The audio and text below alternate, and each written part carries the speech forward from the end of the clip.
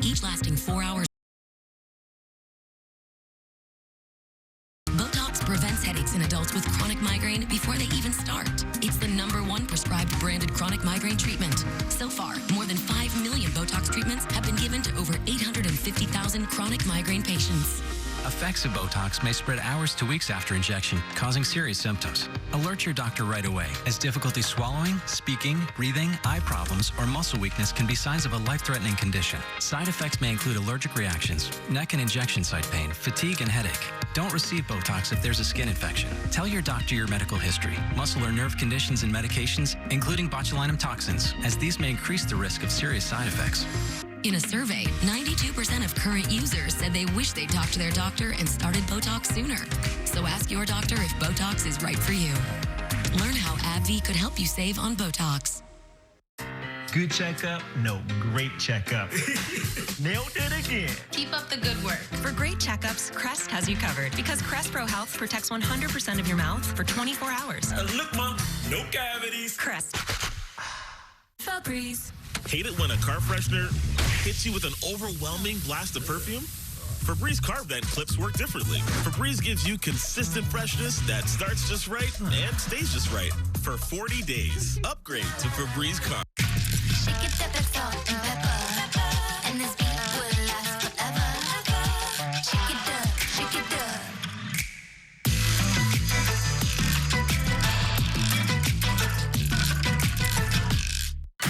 Summer fun, fashion, and hosting must-haves from our lifestyle expert, Brandy Malloy.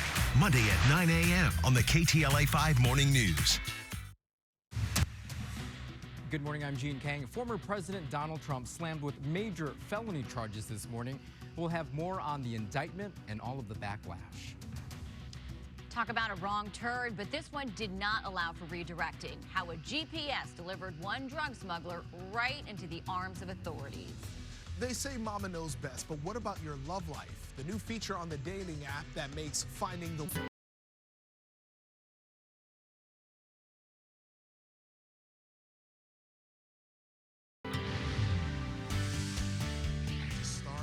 Well, now I'm thinking about Doug's tease and trying to figure it out. You know how he does. Doug always has the best teases. He does. Leaves us wondering. Point of a good tease. All right, good morning and welcome to the KTLA Weekend Morning News at 9 o'clock. I'm Lauren Lister. And I'm Paige Rivera. Thank you guys so much for joining us this morning. It's been a busy one, but we have a whole lot more coming up in this hour. Yeah. We've been seeing your grad photos, which has been pretty great. The only thing that would make today even better is if we had some sunshine.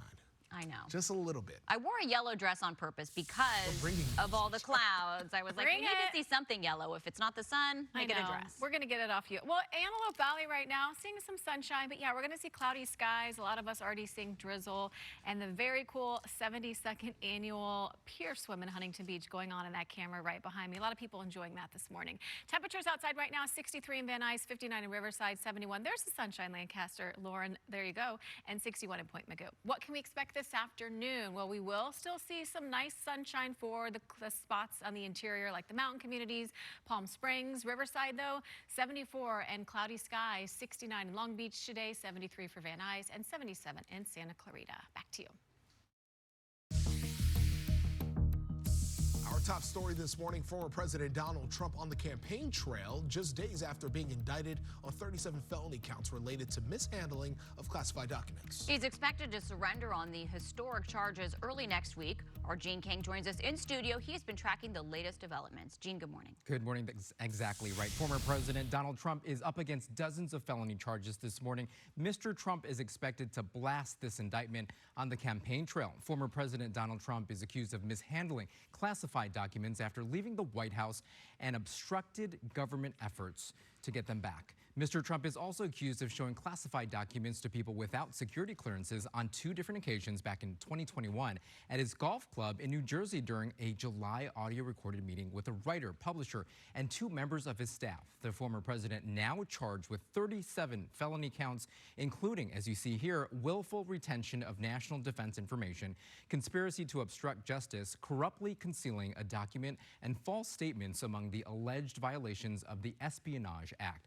The indictment accuses Mr. Trump of keeping hundreds of classified documents and photos in boxes at his Florida Mar-a-Lago resort, in the bathroom, ballroom, bedroom, and even a shower, including, quote, information regarding defense and weapons capabilities of both the United States and foreign countries, U.S. nuclear programs, potential vulnerabilities of the U.S. and its allies to military attack, and plans for possible retaliation.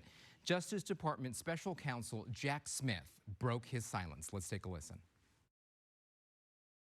Today, an indictment was unsealed, charging Donald J. Trump with felony violations of our national security laws, as well as participating in a conspiracy to obstruct justice. What we have here in this 49-page indictment is a story, if true, of a president who put us all at risk by mishandling not just classified information, but information that could potentially put our members of the military and our allies at very real risk, and is a story of time and time again, the former president being asked for this information and refusing and concealing and hiding.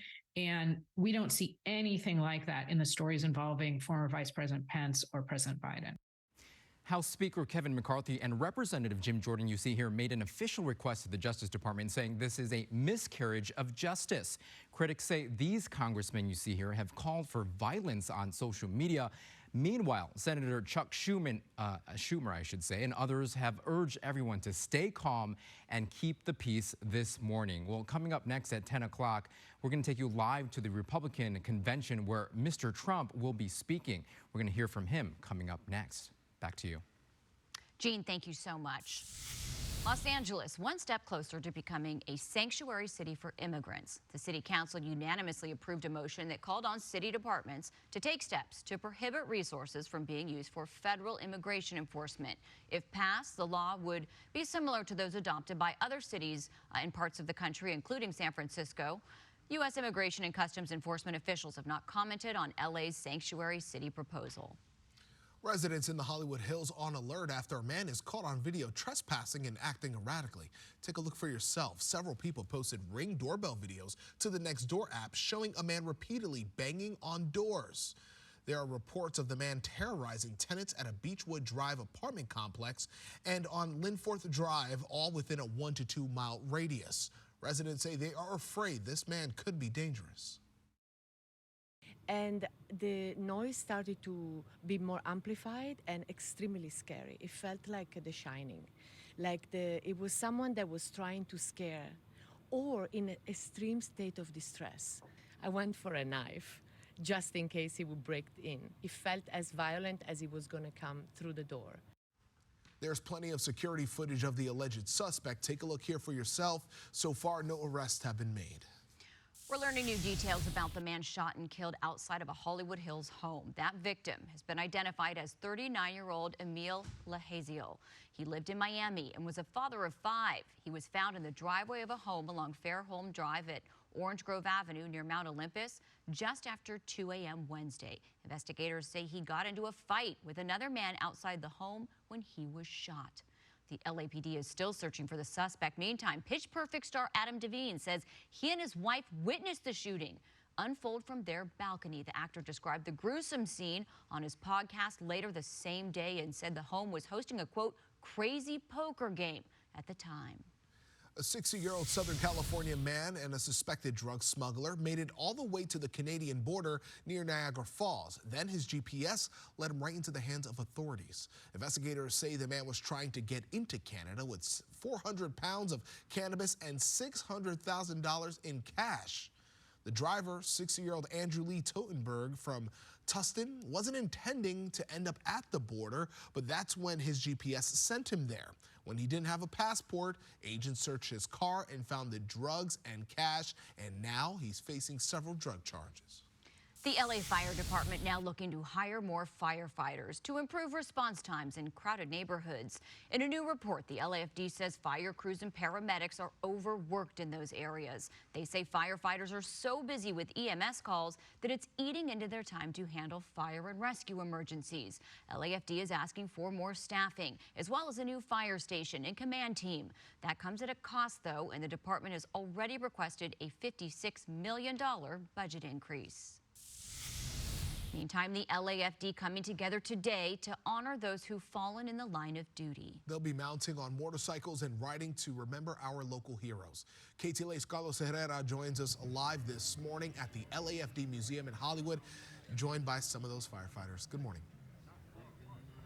Hey, good morning. And lots going on already. Preparations well underway. People starting to check in as well. The ceremony set to kick off in just a few moments here. This really is a big deal, Pedro and Lori. It's a 25th annual Fallen Memorial Run for firefighters, honoring those and raising money for families of those who've been fallen in this hard work, right, that they do. Fallen firefighters, helping their orphans and their widows, also raising money for the children and families of those who have been injured as well. Jack, you're the president of Firehogs, but you're also a retired battalion chief with LAFD. This is a big deal for you. You're participating in this run, this ride today. Yeah, without a doubt. This is our big event for the year. We raise more money for our Widows, Orphans, Disabled Firefighter Fund in this event than any others throughout the year. Last year we raised over $35,000. This year we're hoping about $50,000. Total in the last 25 years, we've raised over $700,000, and it goes to our Widows, Orphans, Disabled Firefighter Fund. This is an all-volunteer staff, so there's no money for overhead people. Why is it important for people to come out here and participate in this ride? Well, not only is it a great day, as you can see, it's a great venue. This is a place of reverence to us. It's our museum. All of our fallen's names are on here. And also, it's important to bring the community in is what we really want. It's not only for firefighters, but if you look around, we have police, we have military here. So we're honoring everybody today for that. This community coming together, obviously. So it starts here in Hollywood at the museum, but then you go all the way to Calabasas.